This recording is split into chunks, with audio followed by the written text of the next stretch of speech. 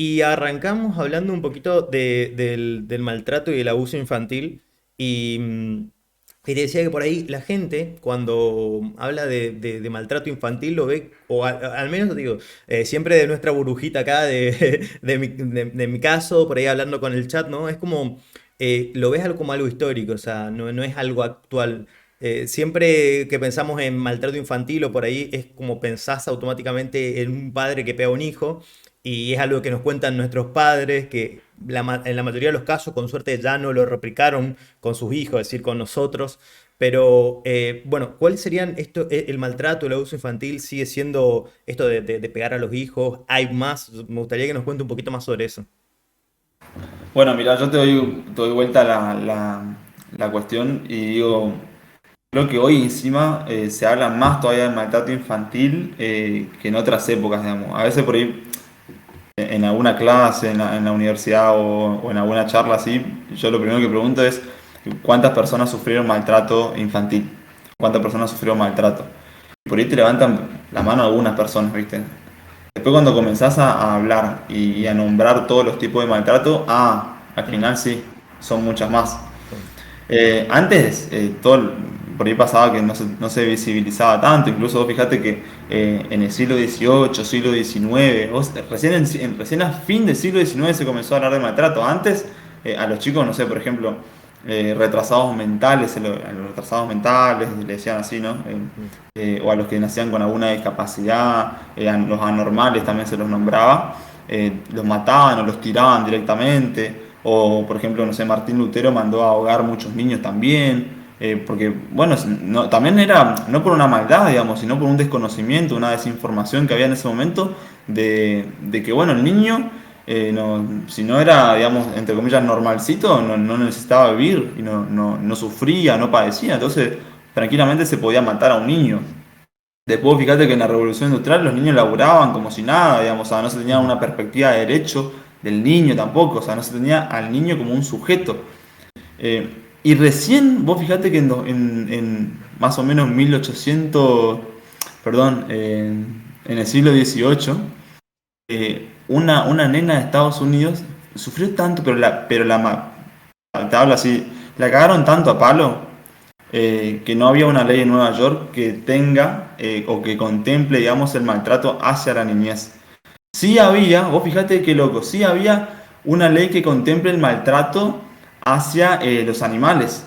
Y Mm. bueno, a partir de esa ley dijeron, che, bueno, esta niña también se merece vivir o también se merece vivir dignamente como un animal. Entonces, ese fue como el primer caso, digamos, de denuncia contra la niñez, digamos, ¿no? A partir de ahí, bueno, comenzaron a surgir los derechos internacionales, primero los derechos humanos y después los derechos de la niñez a nivel internacional. Y en 2005 recién se postularon los derechos de los niños acá en la Argentina también, digamos. Entonces vos fíjate que por ahí, incluso antes lo que se tenía en cuenta era, no, bueno, los papás que maltratan al niño son aquellos papás que tienen alguna discapacidad o alguna perversión, eh, y los papás buenos son los que le ponen límite y le pegan, ¿no? Y lo otro como que era como, habían dos perspectivas, digamos, ¿no? O maltratás al niño a punto de ya lastimarlo demasiado y matarlo. Entonces, esos eran los papás perversos o discapacitados, se les decía. O los papás buenos, que eran los que ponían límite, que ponían la mano dura, que en su momento vos sabés que era así, Lu, que digamos, Claro, antes era sí. mano dura. O Ah, que de sea, hecho la manita, la frase esta de que a los golpes aprenden. O sea, eso era como claro. realmente era una creencia que tenían, digamos, los padres en época que tampoco es hace mucho, ¿eh? O sea, No hace mucho, no hace mucho. Incluso, digamos que se justifica todavía un poco eso porque se dice, bueno, pero si ya pasaron tantos años eh, y así fue la crianza, y vos fíjate que había menos delincuencia y los chicos antes salían bien, o mira, mi mamá me pegó y yo salí re bien, ¿viste? esta frase. Y la típica frase esa, Sí, ¿viste? sí. Y entonces muchas veces justificamos, claro, de acuerdo al tiempo que pasó, o sea, porque mucho tiempo se practicó la violencia o la mal puesta de límites por medio de la violencia, se justifica. El tiempo que haya transcurrido de violencia no justifica el acto en sí, digamos. Esto no quiere decir que nuestros papás lo hacían por maldad. había un desconocimiento y habían otras formas de crianza y de puesta de límites. Hoy quizás se contemple un poquito más la palabra, el poner límites por medio de la palabra, el también por qué el adulto, qué le genera al adulto que se enoje de esa manera al punto tal de pegarle a un niño, a su propio hijo también. Entonces, todo esto se comenzó. Igual también, por supuesto que hay casos extremos que también han salido a la luz, digamos. Bueno, incluso el año pasado también hubieron muchos casos de niños que terminaron lamentablemente muriendo por maltrato. Y eso también hizo que se dé un freno y que se comiencen a replantear ciertas cuestiones, ¿no? Y es como la violencia de género, digamos. Esto siempre existió, pero hoy en día por ahí se habla más porque hay más denuncias. Entonces, siempre existió el maltrato infantil. Dijiste lo Eh, que me pareció muy interesante, que es ¿no? ¿Qué le pasa al adulto para llegar a pegar a un niño, ¿no? Porque inclusive a nosotros por ahí en nuestra vida cotidiana, en cuestiones mucho más, digamos, del día a día, no sé, por ahí estás jugando con tus amigos y por una situación que en cualquier otro momento pasaría por alto, si o esta persona viene con problemas en la casa, que le fue mal en una materia, va cargando cierta negatividad que reacciona de una forma excesiva, digamos, o que esa misma persona en otra situación hubiese reaccionado mucho más tranquilo, mucho más calmo, no sé si me explico, ¿no? sí, Eh, sí, sí. que hubo por ahí, ¿no? Y esto, volviendo a esto que vos decís en la historia, donde los niños ni siquiera eran un sujeto de derecho. Era como una cosa, era como un lugar donde uno podía descargar la frustración, digamos, que después va mutando y es como que en realidad no estás descargando frustración, sino que lo estás educando, es una forma de que aprendan, lo estás preparando para el mundo. Y bueno, O fíjate que cómo las palabras también construyen realidades. Vos fíjate que decías, bueno, no, pero yo lo estoy educando, ¿no? Viste que hay como ciertas palabras que también, ciertos discursos que crean una realidad falsa muchas veces, porque al final luego decís, no, pero si yo lo estoy educando y le doy pero con un látigo a mi hijo, ¿viste? Pero no lo estás educando de esa manera, digamos. Uno, al final, lo querés educar, quizás hasta tengas excelentes intenciones, pero también le estás generando una consecuencia. Entonces, eh, la intención y el acto tendrían que ir de la mano. ¿Entendés? Y creo que también antes por ahí habían otros valores eh, que no estaban mal, pero que bueno, quizá por un discurso un discurso social, digamos, que se generó, que justificaba la violencia, no se denunciaba. Bueno, hoy en día ya se pone en debate eso. Y re bien esto que dijiste, porque es cierto, muchas veces nos sobrecargamos y estamos todo el tiempo con una mochila pesada. eh, y uno descarga todo justamente a alguien que no tiene nada que ver. Porque justamente como decís vos, antes no se tenía al niño como un sujeto de derecho, sino que se lo tenía como un objeto, y un objeto que pertenecía a los papás. Ya en 1940, después de la sanción de la ley a nivel internacional, digamos, de los derechos de las personas, ya se comenzó a tener, digamos, una concepción de sujeto. Y después de sujeto de derecho, el niño también. O sea, y después acá en Argentina se le comenzó a otorgar al niño también la asignación de un abogado. Es decir, de a poquito esto va avanzando. Hoy nos falta todavía, pero gracias a Dios la verdad que avanzó un montón la ley y hoy el niño puede también tener hasta voz propia, digamos, ¿no? Y vos fíjate que muchas veces todas estas angustias o todas estas descargas que uno la va llevando, en este caso el niño, por ejemplo, o cualquier otra persona, nos puede pasar a nosotros mismos, al final también nosotros después lo replicamos a esto, porque no es que esto queda sin consecuencia, no es que alguien nos puede venir y decir, che, sos un hijo de, o sos un boludo, che, hey, no servís, o los maltratos físicos también, no quedan sin consecuencia. no. Es decir, uno también es una mochila, de alguna manera es una caja que contiene cosas. Bueno, ¿qué contengo yo?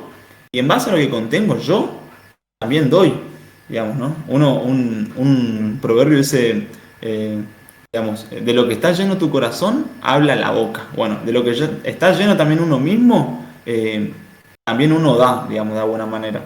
Y entonces muchas veces, lamentablemente, la violencia se sigue transmitiendo de generación en generación, porque uno comió eso, uno se alimentó de eso. Y vos sabés que los niños también, Luque, muchos casos de bullying, muchos casos de violencia infantil entre infantiles, entre pares, se da porque muchos niños son maltratados dentro de la casa y uno reactualiza, uno vive de manera activa lo que sufre pasivamente muchas veces. Es decir, a mí me pegan y yo posiblemente, puede ser que no, puede ser que sí, posiblemente pegue o posiblemente sea mucho más sumiso a que me peguen en la escuela, por ejemplo, la escuela la verdad que es un lugar, una institución que aloja estas problemáticas todo el tiempo, o sea, es tan importante la escuela para esto, digamos, por eso hoy en día también se comenzó a replantear, bueno, las diferentes formas de intervención de los docentes y demás. Pero, ¿cómo no queda sin consecuencia lo que nos generan, digamos, ¿no? Las palabras, las dolencias. ¿No? Bueno, las palabras justamente también es algo que me gustaría que nos comente, porque hasta ahora estamos hablando muy de cuestiones físicas, pero también hay como un maltrato, un abuso que puede ser verbal, que puede ser psicológico, capaz. Mm. Tal cual. Y bueno, vos sabés que las palabras, nosotros decimos que las palabras generan realidades y uno muchas veces crece con significantes. ¿Qué son los significantes? Son palabras con las cuales, digamos, uno se identifica. Yo te pregunto, Luque, hoy me preguntaste, por ejemplo, che, Nico, ¿vos cómo te describís o cómo te presentás? Yo dije ciertas palabras que por ahí me identificaban. Y bueno, justamente ese es el texto que habla de mí. Muchas veces estas palabras que se dan también y que muchas veces nos son dadas por medio de nuestros papás o por medio de nuestros adultos, digamos, referentes o afectivos, tu tía, abuela, lo que sea, docentes también, ¿por qué no? Son palabras negativas que al final terminan, digamos, actuando como una suerte de tallo que nos atraviesan todo nuestro ser y que muchas veces estas palabras afectan a nuestra forma de actuar. Si yo te digo, no, ¿sabes qué? Sos un inútil. Y no quiere decir que, bueno, ahora yo creo que soy un inútil. Pero en la niñez se da algo muy particular, a diferencia de la adultez. En la niñez es como la masa, ¿viste? Es como la masa que cuando uno está recién floja, hasta que después, bueno, la pones en el horno y te sale una chipa que ya está más durita. Bueno, en la niñez uno tiene el psiquismo en constitución, se dice, en formación. Entonces, todo lo que se genere o todo lo que se le diga al psiquismo en constitución o en formación, pero repercute muchísimo más, digamos, uno absorbe mucho más. Por eso muchas veces tenemos todos los quilombos que tenemos muchas veces adultos son de la niñez, Claro. digamos. Por eso. Que es Entonces, por cierto supuesto que que en la niñez tenemos una capacidad de absorción impresionante, o sea, inclusive por ejemplo en el caso actual de los chicos que juegan a los jueguitos, los eSports profesionalmente, que es impresionante cómo dominan los juegos muchísimo más rápido que alguien que más adulto, ¿no? Digo, como que ahí se ve, pero en general es como que tenemos una capacidad de absorción, digo. Y vos decís que también esto se da en, como que, así como estás en una etapa de formación, creces físicamente, creces en cuestión, digamos, también estás formándote, ¿qué sería esto psicológicamente? sí, se dice constitución subjetiva, digamos que es la subjetividad de cada uno, el psiquismo de cada uno se va constituyendo, se va generando, se dice huellas anémicas, digamos, son huellas que uno, digamos, va imprimiendo en sí en base a las experiencias que uno tiene, digamos, ¿no? Entonces, si yo, por ejemplo, conozco la violencia, conozco el maltrato de un niño, y seguramente voy a saber o para mí por lo menos la significación de amor va a tener que ver con el maltrato. Me pega porque me quiere. Y uno al final termina como creyendo en falsas creencias, digamos, ¿no?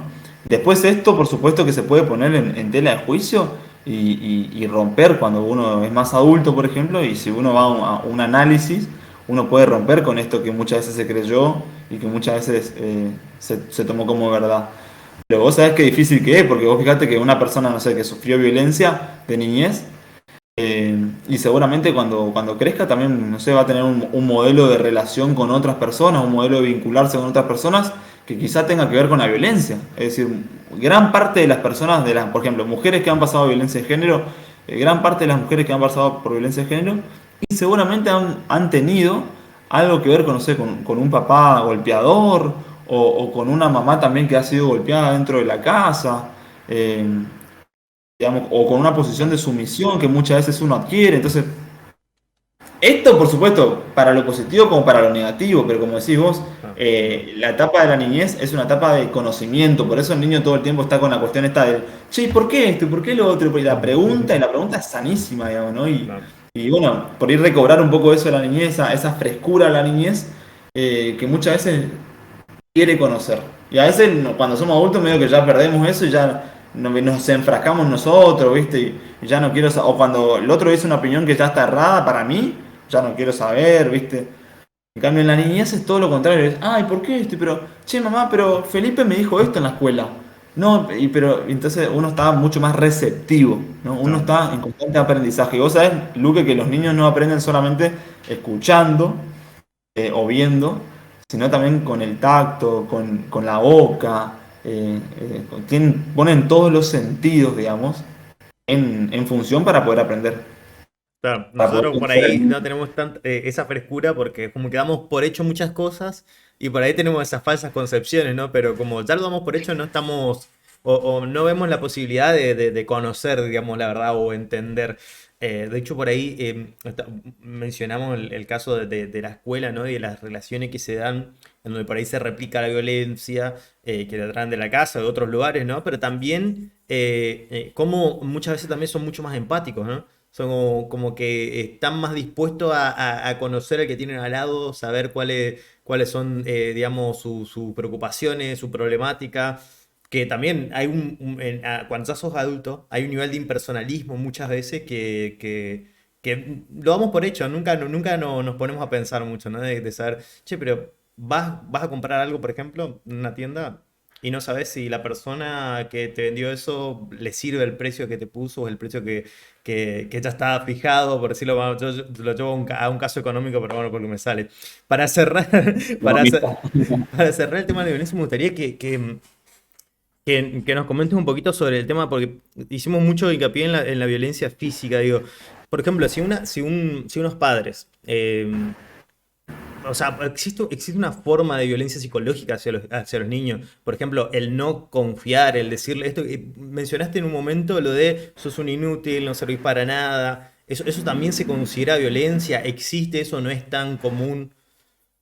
No, y creo que es la violencia que más se repite, digamos, la violencia verbal, bueno, la violencia física, pero por supuesto que todas las violencias están como ligadas de alguna manera. Es decir, la violencia física y la violencia verbal generan, por supuesto, que un maltrato y una violencia psicológica, por supuesto, digamos, el abandono, la negligencia también, que es el no hacerse cargo.